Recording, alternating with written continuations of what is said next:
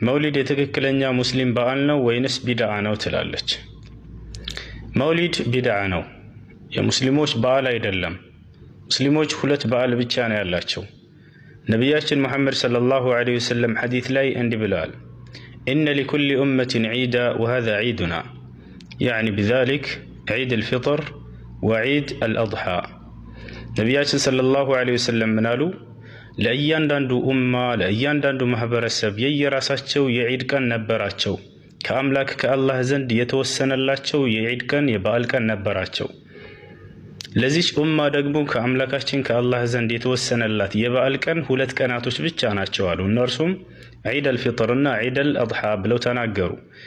ይህ ነው በእስላም የጸደቀው በዓል፣ ሁለቱ ብቻ ነው። ፈጽሞ መውሊድ የሚባል በዓል በእስልምና የለም።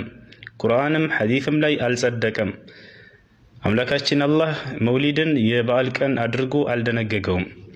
ነቢያችንም ሙሐመድ ሰለላሁ ዐለይሂ ወሰለም መውሊድን የበዓል ቀን አድርገው አልደነገጉትም። ግልጽ ነው። እንዲሁም የነቢያችን ሰለላሁ ዐለይሂ ወሰለም ሰሓቦች አንድም ቀን መውሊድን አላከበሩም። ገብታችኋል?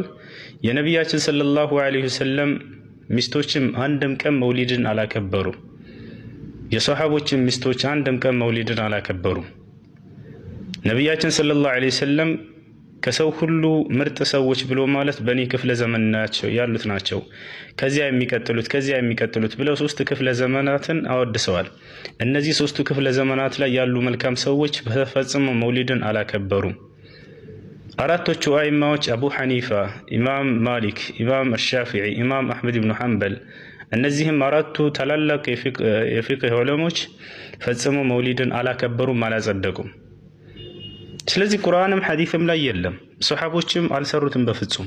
እነዚህ ሁሉ የጠቀስኳቸው ሁሉ ደጋግ ሰዎች ፈጽሞ አላዘዙትም፣ አልሰሩትም። ስለዚህ ቢድዓ ነው።